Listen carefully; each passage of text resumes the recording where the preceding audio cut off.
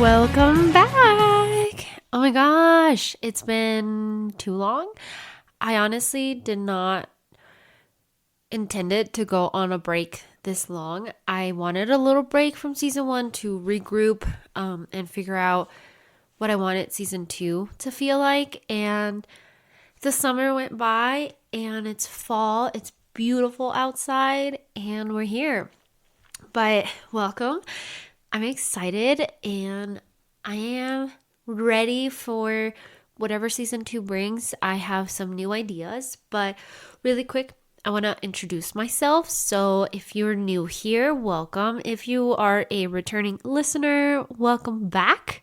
Thank you. I appreciate each and every one of you. But okay, my name is Jess. Oh, I'm like a little nervous. I am Jess and I have my Instagram where I share a little bit of everything, my life, mainly focused on things I love like fashion. I'm getting into like home decor now, more to come there. But yeah, Instagram, just Jess_G. I'll have all the socials always linked. I also own Baby Nava, babynava.com for baby clothes, baby shop, a baby online shop, if you will. I am also moving more towards toddler sizes. I think now that I have my own child, I know what I look for in my kids' clothes, and that has been helpful when I search for the kind of stuff I want on the website. But yeah, I have my first child. He's 15 months already. Can you guys believe that? Wow. But yeah, a little bit about me. The best way really I could describe myself is, you know how they say grab a niche and run with it. My niche is to be nicheless because I just like a little bit of everything, if I'm honest. But yeah, oh no, this guy is chasing after his dog. That's funny. Where do we start? Okay, how about we catch up? Okay, so the break that I did not intend to be this long. So during the summer, we had some exciting things happen. I think it was just a fun, exciting summer. I'm just trying to think like when's the last time I uploaded an episode because I feel like a lot happened, not just the summertime, but just a little recap. Nothing crazy, nothing too out of the world. But we enjoyed summer very much. I think we're still enjoying the warm days here, but yeah, since our baby is, oh my goodness, 15 months, it's just been so nice to watch him grow, watch him do activities. He walked pretty early on, so I feel like we've just been active and after him since forever ago, but he turned 1 this summer.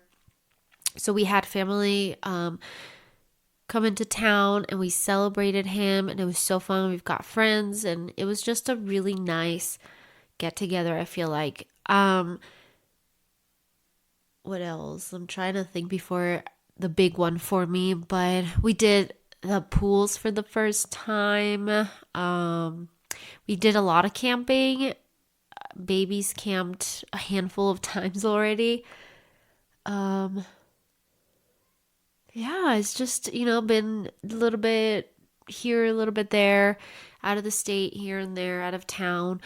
But the really big one that I'm excited to share, aside from my baby, of course, is we bought a house. We finally bought our first home, and it's just a surreal moment, still a surreal moment. We bought the house in the summer, and we didn't move in right away because we were doing a little bit of TLC and we wanted to change out some things before we moved. So I want to say we've been here for a good month now and it's just so nice.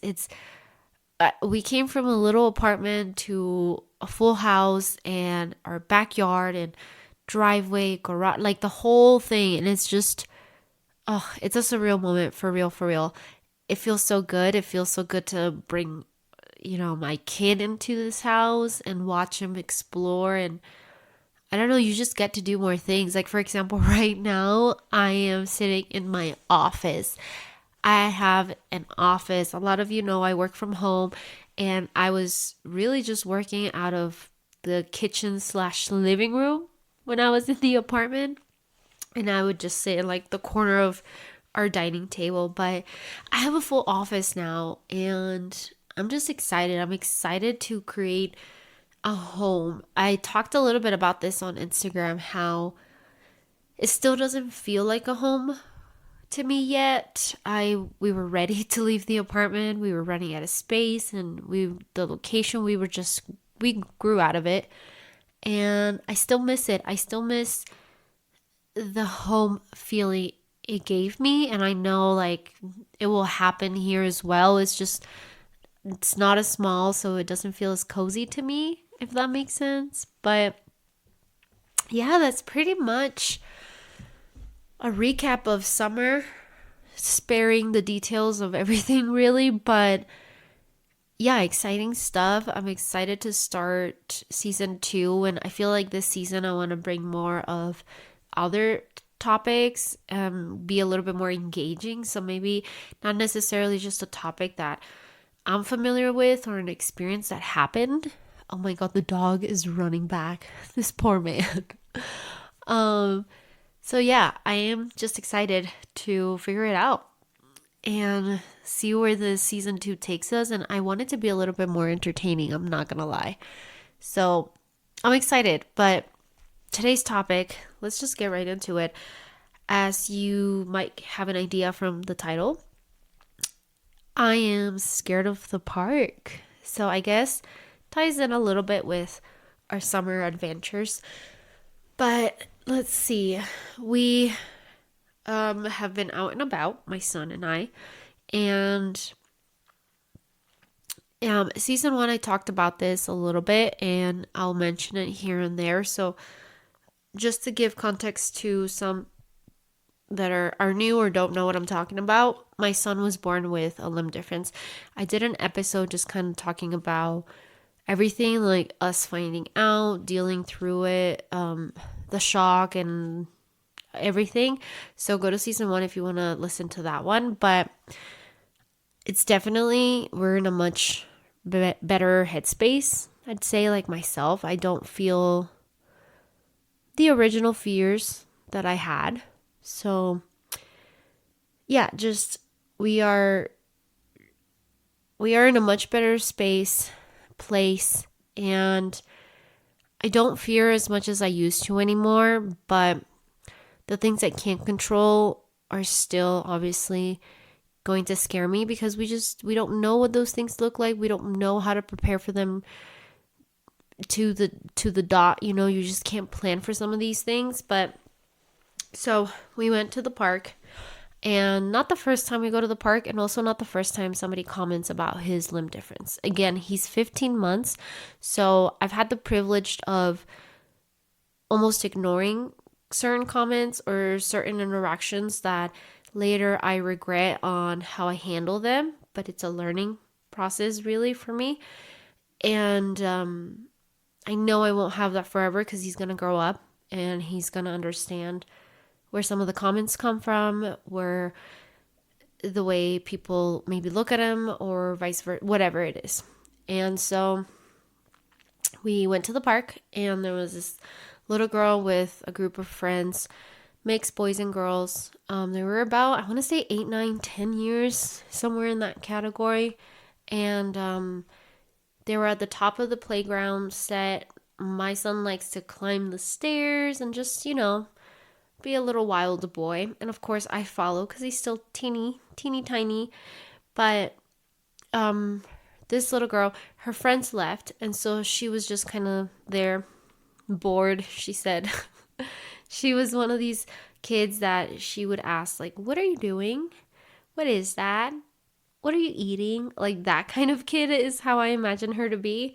And so, and I think by nature kids are just curious, period.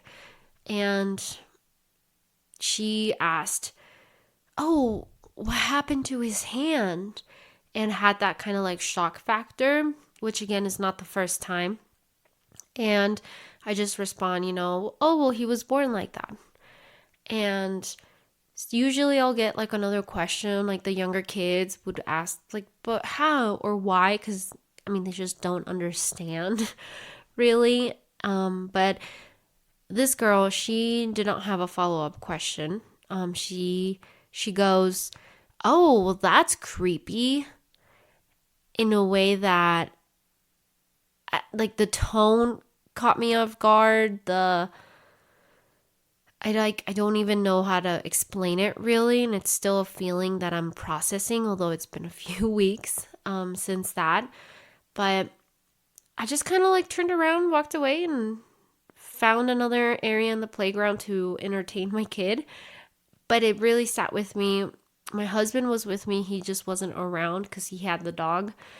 And we talked about it. I talked to him about it. And the thing that bothers me the most, so a couple of things. Like the kid, she didn't mean it in a mean way. She didn't mean it to be malicious, evil, whatever you want to call it. It's just a poor choice of words. And she doesn't know any better.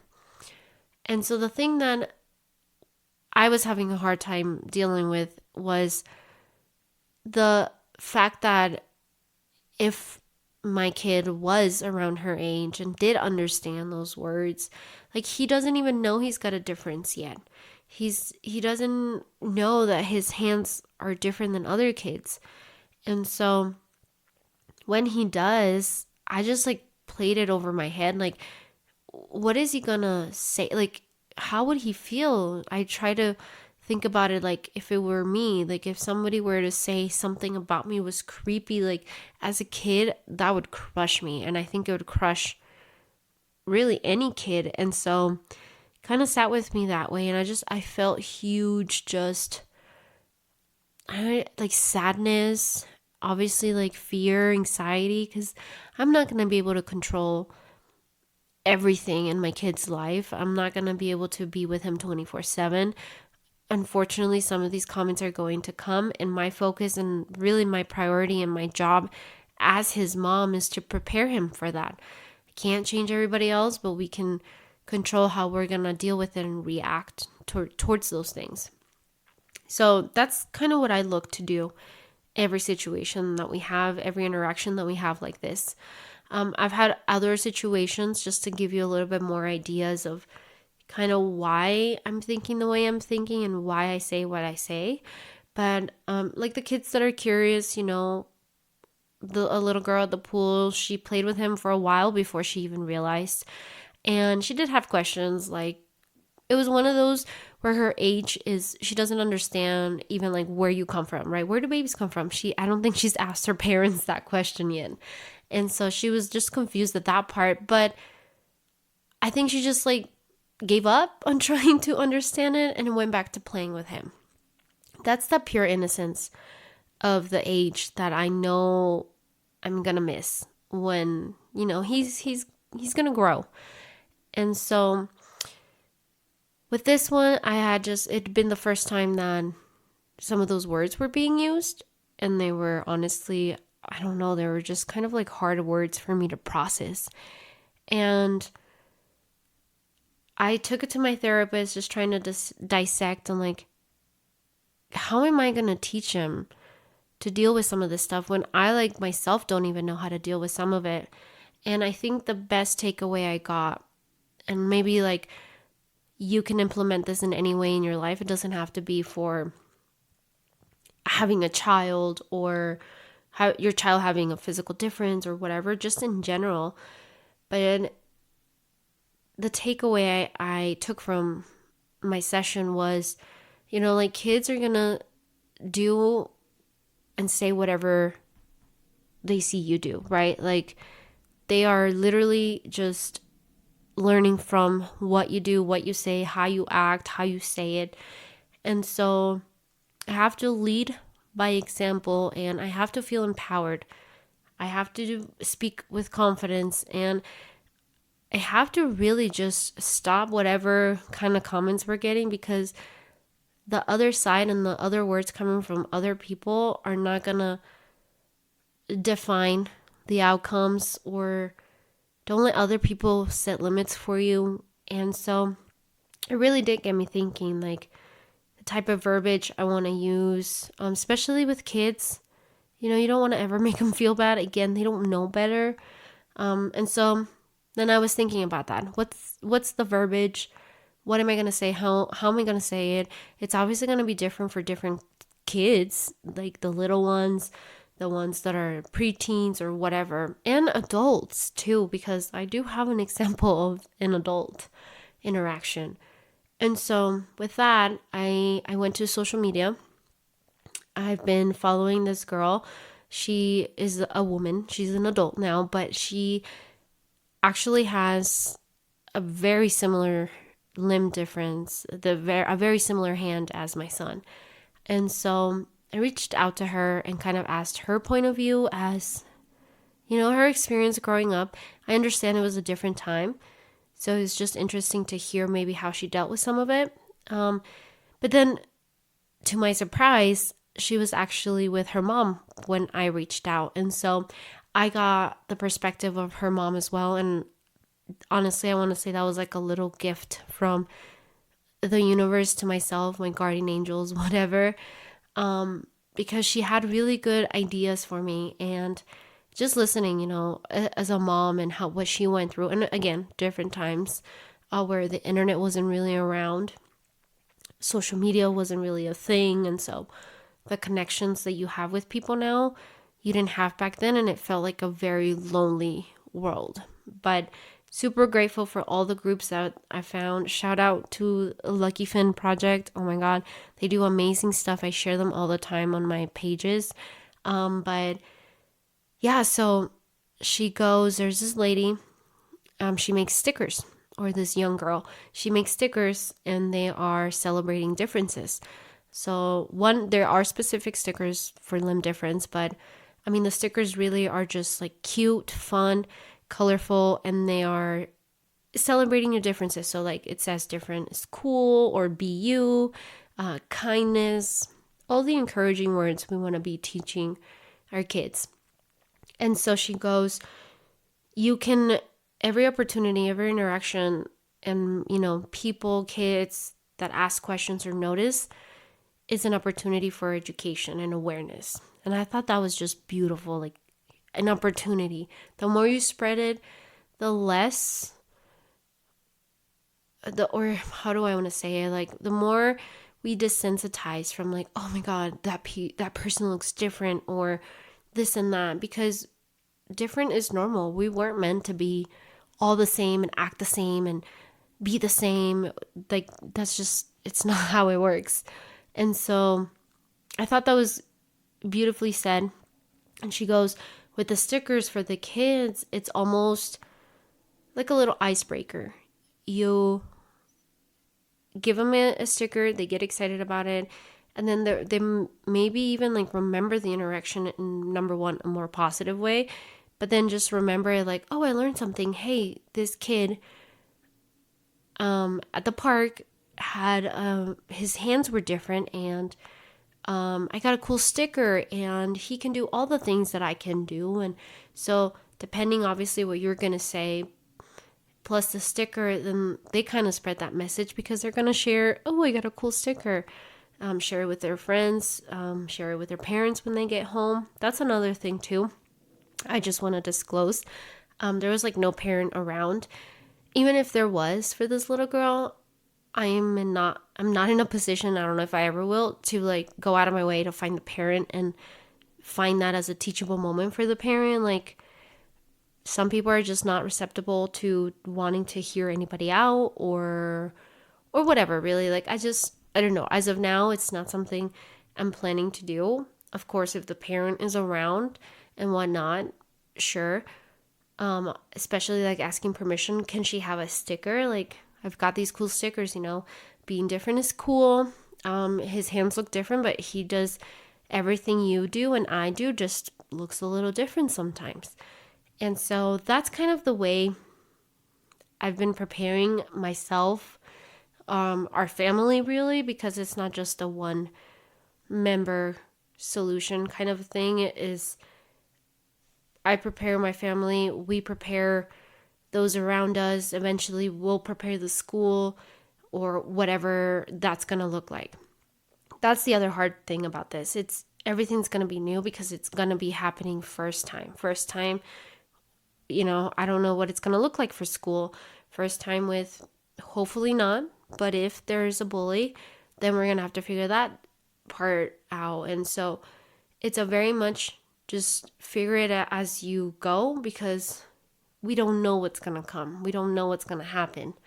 But that has been kind of my little, I don't want to call it project, my homework, if you will, of how I'm really trying just to be more prepared because I have walked away in a couple of scenarios and instances, and I don't want him, again, I feel like I'm just taking the privilege where he's a baby, he doesn't know what's going on, but he will eventually. And so I want to lead by example, and I want to give him the tools that he's going to see me, watch me use.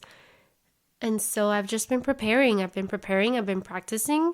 I am glad some of these scenarios are happening while he's this young. And that gives me a chance and time to figure out what works, what doesn't, what works best. And that's really, just taking it little by little. The reason for the title, I'm scared of the park. That situation, that interaction just was a really hard one for me. The rest of the day it was a hard day. It was a lot of doubt, anxiety, a lot of sadness, almost all over again, just trying to accept this is where we're at. But always just remembering he's doing so well. Some of my first concerns ever were the physical stuff. How is he going to do things? How is he going to I just don't even know to give examples anymore because he's done it all. Initially I was worried, how is he gonna crawl? He crawled on all fours like an average baby does. And so he gets on a little four-wheeler, he's literally doing everything.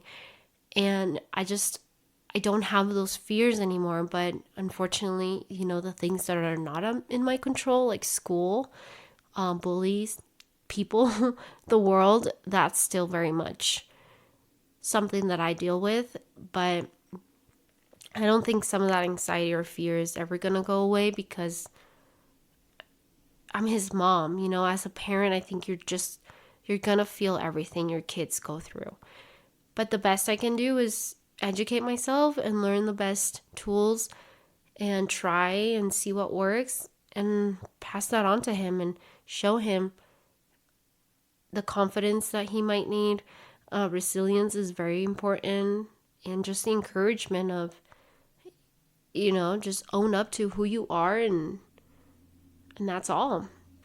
I'm going to keep it real. It is the next day. I talked about it in season 1. If you remember, I record these when the baby is sleeping. So he woke up a little earlier than expected yesterday, and I had to stop recording, but let's continue and let's finish this episode. But I was just talking about the takeaways as parents, as an individual, to just really celebrate who we are and encourage others to do the same. But I did want to give the example I had of the adult because, again, not just the kids are commenting or saying something. Also, I am now going to sound congested because I woke up with really bad allergies today and it's really cold outside and ugly, and this is just what happens to me. So this interaction was, I was doing a yard sale before the move, and we surprisingly were busy and whatnot. The baby was playing outside with some of the toys we had laid out, and to paint a picture, I was giving out change, telling people, yep, that's $2, $1, whatever. And this family, so it was mom, dad, and 2 preteen girls, I want to say. They are about to leave, and so the dad notices my baby's hand, and he goes, "Oh, look, he only has one finger. Look at his little finger. And then turns to me and asks, like, oh, what happened? And again, he was born like that. And then I was giving out the change, looking for the change. And he did, in fact, have a follow up question, which was, can I see it? And again, taking advantage of, he doesn't know what's going on. I really don't want to deal with it right now. So I said, yeah, sure. But I was always watching just to make sure, like, what he actually meant by can I see it? Like, was he gonna go and inspect it, like grab it, touch him, grab his hand? And so I was just keeping an eye out, and he didn't really, was inspecting it like I thought the way he meant it. He just looked at him, got a little closer, I think is what he actually wanted to do, just to get closer. And then he keeps throwing this like pity party for my son, I guess, and it just feels so bad for him. He is pointing it out to like the wife, like, oh, poor baby, like, look, he only has one finger, or like the daughters didn't say a thing, but they were all just there. Like everybody was just gathered. Like this family of four was just gathered. And they left. Like, okay, have a good day. They, again, I don't think they meant to be malicious or anything like that. It literally was just, they were curious. They did not handle it the best way, in my opinion. But again, everything's a learning opportunity for myself. I wish I would have said something. Again, one of those situations where you then go home and you're like, oh, I should have said this, I should have done this, I should have. All these thoughts start to roll in on how I should have handled it differently, because then it would have been a teaching or an opportunity for him to learn something, or just a different perspective on maybe how you approach some of these situations from now on. Maybe the girls would have learned something, but I didn't. I was, just don't want to deal with it. And I just let it slide.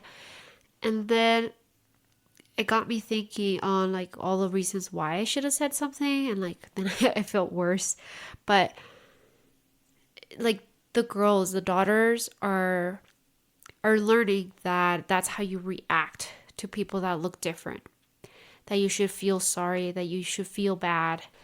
And so if I want one message or one takeaway for anybody listening to take with them, would be to, one, teach your kids or others, and just let's normalize being different. I think it's the bigger message I want to share. And the other part, I guess, would be it's okay to ask. But I think if we have more people that ask about asking, then I think that in some way puts back the control in, for right now, the control back to me. But when my son is older, then that gives the control back to him. He can then decide, yeah, I want to answer that, or no, I don't want to talk about it right now. So no, you cannot ask. And it's not rude or mean, if you get an answer like that, like, no, not right now, thank you. But I do think if we had more people just ask, like, can I ask about your son? Or may I ask what happened? I just had the biggest sneeze attack, but it cleared up my nose a little bit. Let's not jinx it.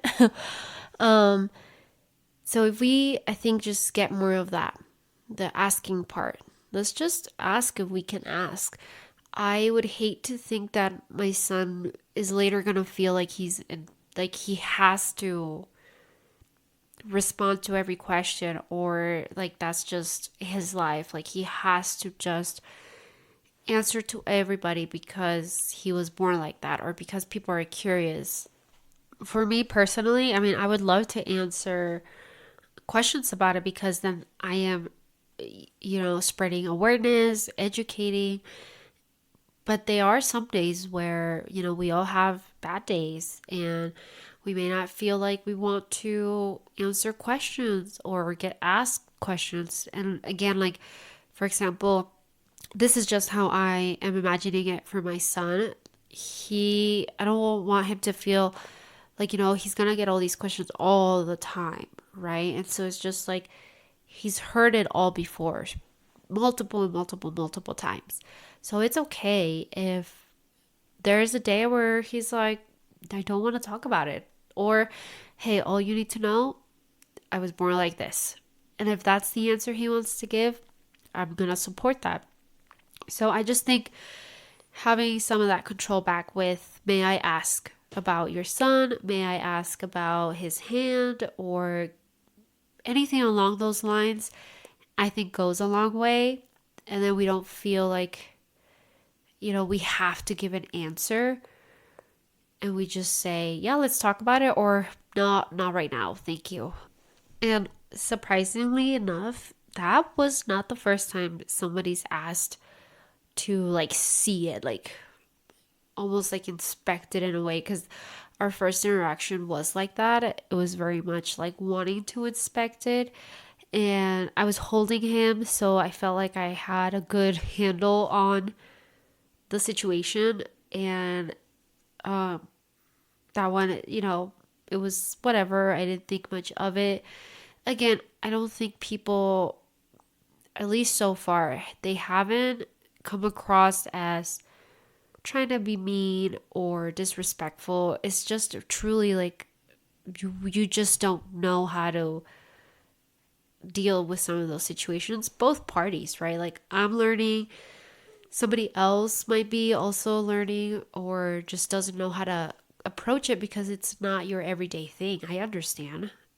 It's not every day that you see somebody with a limb difference or anything like that. And so I understand that part. But I just think, little by little, we are figuring out the things that come our way. And I mean, it's just like the fears that were really digging at me are not anymore. And I think that's like a win already for us just because I'm sure of it, is going to do a lot more than I have been able to do. Like he's just an adventurous, exploring type of kid. So I'm excited to see what he, wants to do and what his interests are going to be. And I'm going to be so excited to watch him figure it all out and really just enjoy whatever he wants to do and explore. But that's really pretty much all the things I want to touch on for this episode. I did not intend for episode 1 to just be so like, I don't want to say sad, but kind of serious. Yeah, I wanted it to be a little bit more fun, uplifting, but with scheduling and the plans I had for episode 1 changing and just not being able to happen in my time frame, I wanted to get going because I've been wanting to get on the mic. I've been wanting to start the season and really just have, the season going and asking you guys what you want to hear. So again, I'm going to have the link for the anonymous messages on my personal and the podcast Instagram, which I'll leave on the links, but my personal is justjess_G, and I will have that in my stories. And then for the podcast, I think I even have it highlighted. Excuse me. I have it highlighted on a stories, like the link for it. The podcast Instagram is dear_podcast. So you can go there, and I suggest following that page too because we do updates on there. I post pictures, behind the scenes, all of that. My intentions for season 2 are definitely to be a lot more engaging, entertaining. I also want to touch on other topics that I may not even know about. So almost like have it be a conversation. So that's why I want the anonymous messages to talk about other things maybe that I'm not aware of or I don't know, because we're all learning, growing, evolving, and I want to share that as well. So send some topics, a situation, or something you just really want to hear on the podcast. What other things? I have some exciting, well, I mean, it's exciting for me, but more guests. So I'm going to have more guests. My sister's going to talk a little bit about some of her experiences so far. She is younger than me, and believe it or not, she's gone through some stuff. So she is definitely going to be on an episode or two, possibly. And then my husband will also be on. I'm really excited about this one because it's going to give like a male perspective of life, relationships, marriage, becoming a dad. So stay tuned for that one. I am really excited for it. I did have to bribe him a little bit, so we'll see how it goes. But yeah, I'm excited for this season. If you remember on season 1, I have this jar of motivational quotes, and I still want to keep doing those, but I also wanted to add a gratitude piece on here as well. And I want to do it in every episode where I'm just going to point out something that I'm grateful for and then invite you to think of something for that day that you're grateful for. So if you're, listening, we get to the end of the podcast, it's your little reminder to, just take a second. What are you grateful for? There's so many benefits to point out what you're grateful for during the day. You can do like 3 things that you're grateful for, or even just one. If we can just start with one, I think it'd be, just it's good for you. That's what I'm trying to say. It's good for you. But let's do the motivational jar first. A little ASMR. I posted a picture on the podcast Instagram on the picture of the jar. They are these really cute paper stars, but they are also very hard to unfold, so I just end up ripping them. And this one, I ripped a little bit of the quotes. Who's it come from? Paulo Coelho. I couldn't have even said that correctly, but it says, "There is only one thing that makes a dream impossible to achieve: the fear of failure." Ooh, that one's kind of deep if you think about it. Okay, and what I'm grateful for, I think there's just so much lately that I'm really grateful for, and it's such a sweet moment, or it's such a sweet feeling in my heart, because I feel like for a while life just seemed pretty heavy and negative, if you will. And so lately, I don't know, it's just like I feel like there's so much to be grateful for. And that's when I think your perspective of so many things in your life can change if you point out the things that you're grateful for, thankful for, the things that went good in your day. Even if you had a bad day, something went good. It could be as small as my coffee, or realizing you have half a tank of gas in your car, not empty like you thought. So little things like that, I feel like can start to make a huge shift in your perspective, and things just start to seem a little better.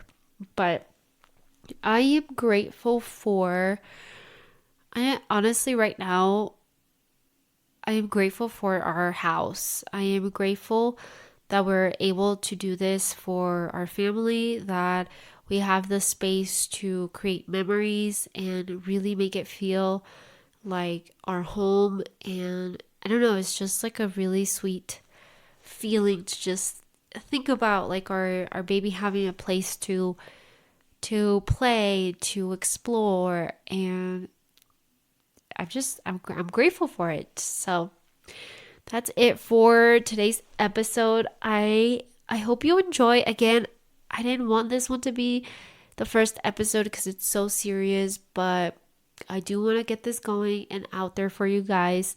So stay tuned for more to come. And I'm excited to see where season 2 takes us. Don't forget to submit some of your anonymous topics, messages, situations, even if you wanted to do so. Like I called it the diary, the podcast diary, because it's Dear Podcast, like Dear Diary. Get it? That was always the intent behind the title, but have it be somewhat of your diary. It's anonymous, so I can never see like who sent it or anything like that. I don't see names, I don't see usernames, nothing. I just see a message. So I'm gonna have that linked below. Go on the social so you can click on it, and we'll see you on the next one. Thank you so much for listening. If you're new, welcome. If you are returning, welcome again. And I hope you stay, and let's do life together. Let's feel a little less lonely, and let's relate. See you next time.